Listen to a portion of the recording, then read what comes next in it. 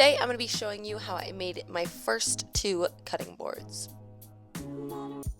For my first cutting board, I'm going to be using some 2x6x8s that I just had laying around that were cut down to size. I'm going to trim the one that has a split to get that split off because I do want the cutting board just a little bit wider than this 2x6.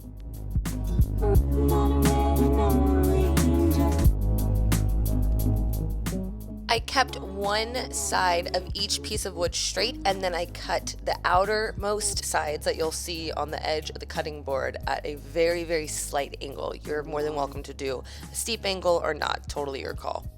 I went ahead and I made sure that these two pieces of wood lined up perfectly with my cuts, and then on the straight cuts where the two pieces of wood meet, I'm going to add some wood glue, clamp it down, and let it dry overnight. Since the edges were cut at an angle, I feel like I should have glued these two pieces together first and then trimmed the edges on the outside, but since I didn't do that, I just used that excess piece of wood that I cut off originally to keep everything nice and square and tight. Like I said before, I went ahead and left this overnight to dry, but your girl wasn't thinking and I glued it to my towel. But have no fear, that's why chisels are here.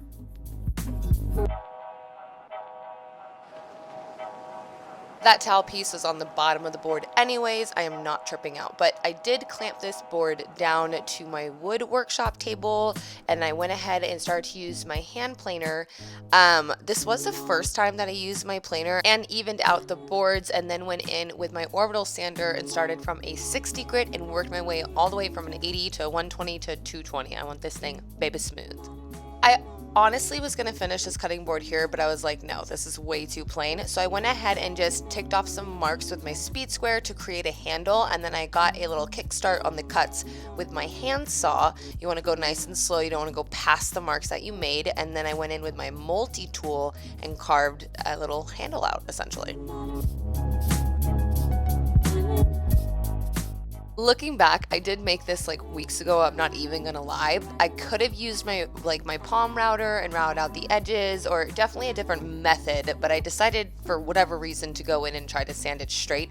That didn't work out, so I just decided to use the sander to round the edges out, which it looks decent, but I could have done better.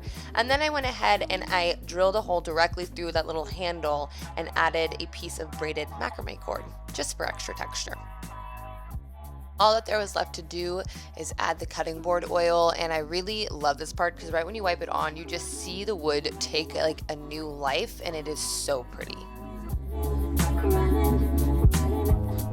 As I was finishing this guy up, I realized I had another really pretty piece of wood. So before I show you the final product, this is actually from the chair from my concrete nesting tables. I decided to just draw out a huge circle as big as a piece and then use my jigsaw to cut out that circle and then sand down the edges to be smooth. Again, I know there's probably a way better way than this, but this is what worked for me with the skill set that I have so far. Comment down below if you have any other ideas though, because sharing is caring, and you're gonna inspire someone else to most likely do it in a smarter, quicker, and just better way all around. Sanded this bad boy down just like I did the first cutting board, wiped all the debris off, and then added my cutting board oil, and holy crap, you guys, I literally found this at Home Goods the same exact night I made this for $25. I made this for free. Like, can you not right now?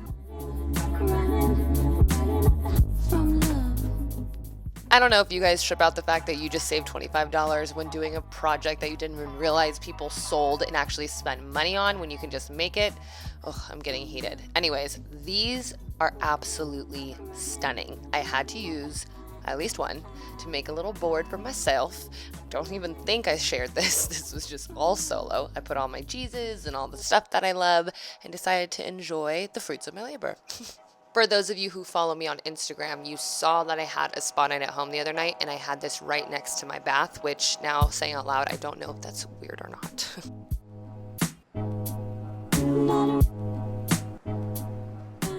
I hope that you guys enjoyed this insanely easy DIY. This woodworking project really can be for anybody of any level, and you can make it even more complicated like my guy Mr. Build It. I'll link his video right here for you. He made magnetic cutting boards, which are also rad, but I'll catch you Sunday for another DIY. Have an incredible Thanksgiving if you're celebrating.